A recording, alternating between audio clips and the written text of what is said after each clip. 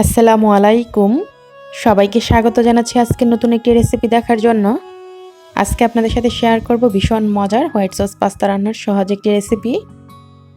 এই white sauce pasta খেতে অসম্ভব মজার হয়, রান্নাও করা যায় খুব সহজে অল্প সময়ে। ছোট বড় সবাই অনেক বেশি পছন্দ করেন। আশা করি আপনারা পুরো রেসিপিটি দেখবেন, আপনাদের কাছে রেসিপিটি অবশ্যই ভালো লাগবে। চলুন দেখে নেই রান্না করতে কী কী লাগছে পুরো প্রস্তুত প্রণালী। আমি এখানে 300 গ্রাম পাস্তা নিচ্ছি। এখানে আমি পেনি পাস্তাটা নিয়েছি, আপনারা যে কোনো ধরনের পাস্তা দিয়ে এই রান্নাটা করতে পারেন। এখন আমি এই পাস্তাগুলোকে সিদ্ধ করে নিব।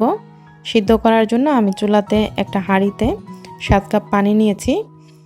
তারপরে এখানে 1 চা চামচ লবণ দিয়ে দিচ্ছি। দিয়ে দিব এখানে আধা টেবিল চামচ সয়াবিন তেল। আমি চুলাটা এখন অন করে দিয়েছি আর চুলার আঁচটা আমি ফুল আঁচে রেখে পানিটা ফুটে আসা পর্যন্ত অপেক্ষা করব। পানিটা যখন ফুটে এসেছে তখন দিয়ে দিচ্ছি পাস্তাগুলো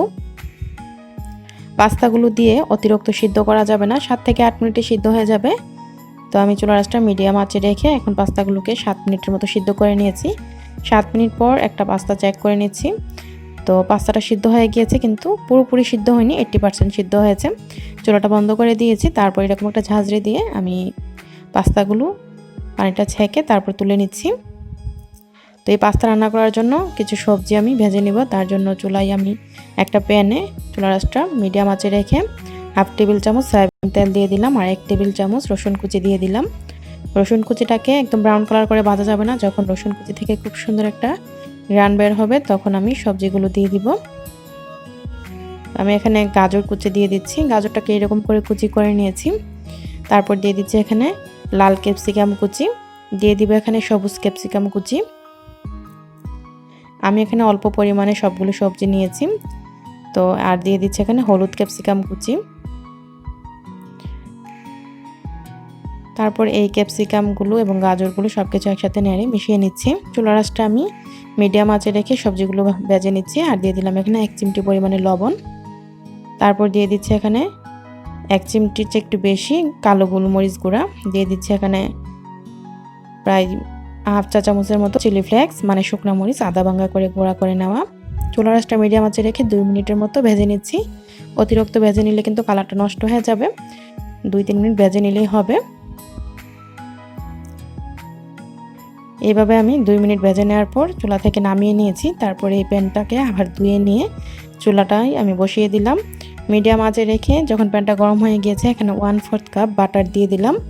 তো বাটারটা যখন কিছুটা গলে আসছে তখন দিয়ে দিচ্ছি এখানে 1/4 কাপ ময়দা। যে পরিমাণে বাটার দিবেন সেই পরিমাণে ময়দাটা দিতে হবে, এর বেশি ময়দা দিলে কিন্তু ভালো হবে না। তো আমি এখানে ময়দাটা দেওয়ার পর কিছুক্ষণ ভেজে নিচ্ছি। যখন ময়দা থেকে খুব সুন্দর একটা ঘ্রাণ আসবে এবং ময়দাটা হালকা একটু কালার আসবে ভাজাটা, তখন আমি এখানে দুধ অ্যাড করে দিব। আমি এখানে লিকুইড দুধ 4 কাপ দিয়ে দিচ্ছি। যেহেতু পাস্তার পরিমাণটা বেশি তাই আমি এখানে দুধের পরিমাণটা বাড়িয়ে দিলাম। তো দুধটা দেওয়ার পর সাথে সাথে এভাবে অনবরত নেড়ে মিশিয়ে নিতে হবে, না হয় কিন্তু দলা পেকে যাবে, যেহেতু ময়দাটা তেলে ভাজা হয়েছে। তো দুধটা যখন এরকমভাবে ফুটে এসেছে, চুলার আঁচটা আমি মিডিয়াম আঁচে রেখেছিলাম। তারপরে এখন ফুল আঁচে করে দিলাম। আমি যে সবজিগুলো ফ্রাই করে রেখেছিলাম সবগুলো সবজি দিয়ে দিলাম। তারপর নেড়ে মিশিয়ে নিচ্ছি। তারপর আমি এখানে দিয়ে দিচ্ছি 1 চা চামচ অরিগ্যানো। আপনারা অরিগ্যানো কিংবা মিক্স হার্ব দুটার মধ্যে একটা দিলেও পারেন। আমি এখানে অরিগ্যানোটা দিলাম 1 চা চামচ আর 1 চা চামচ চিলি ফ্লেক্স দিয়ে দিলাম। দিয়ে দিচ্ছি লবণ। লবণের পরিমাণটা বুঝে দিতে হবে, যেহেতু পাস্তা সিদ্ধ করার সময় লবণ দেওয়া হয়েছে তাই। তো লবণটা আমি অল্প পরিমাণে দিলাম। তো সব কিছু নেড়ে মিশিয়ে নিলাম। এখন আমি পাস্তাগুলো দিয়ে দিচ্ছি। পাস্তাগুলোকে আমি এরকম একটা ছাঁকনিতে ছেঁকে রেখেছিলাম যাতে কোনো এক্সট্রা পানি না থাকে। তো পাস্তাগুলো দেওয়ার পর চুলার আঁচটা ফুল আঁচে রেখে নেড়ে চেড়ে মিশিয়ে নিচ্ছি। আর এখানে আমি নিয়েছি মজারেলা চিজ। আমি এখানে চিজটাকে গ্রেট করে নিয়েছি, দিয়ে দিচ্ছি 1 কাপের মতো। চিজটা দিলে অনেক বেশি মজার হয় এই পাস্তাটা খেতে। তবে যদি চিজটা হাতের কাছে না থাকে, চিজটা বাদ দিয়েও আপনারা এই হোয়াইট সস পাস্তাটা রান্না করতে পারেন। তো চিজটা দেওয়ার কারণে খুব বেশি মজার হয়, চিজি হয় এই পাস্তা রান্নাটা। তো চিজটা দেওয়ার পর অপেক্ষা করছি চিজটা মেল্ট হয়ে যাওয়া পর্যন্ত। চিজটা দেওয়ার পর আর বেশি সময় ধরে রান্না করব না, 2 মিনিটের মতো আমি রান্না করে নিয়েছি। তো এই হোয়াইট সস পাস্তাটা কিন্তু একদমই রেডি। এখন আমি চুলাটা বন্ধ করে দিব। ঠিক এই অবস্থায় নামিয়ে নিতে হবে, এর চেয়ে বেশি শুকানো যাবে না। তো এই অবস্থায় আমি নামিয়ে একটা প্লেটে বেড়ে নিচ্ছি। সৌন্দর্যের জন্য উপরে কিছুটা চিলি ফ্লেক্স ছিটিয়ে দিয়েছি। আর এটা দেখতে শুধু সুন্দর নয়, খুব সুন্দর একটা ফ্লেভার আসে চিলি ফ্লেক্সটা দেওয়ার কারণে উপরে কিছুটা ছিটিয়ে। তো দেখলেনই তো কত সহজে এই হোয়াইট সস পাস্তাটি রান্না করা যায়। অসম্ভব মজার হয় খেতে। এর আগে কিন্তু আমি আপনাদের সাথে রেড সস পাস্তা রান্নার রেসিপিটিও শেয়ার করেছিলাম।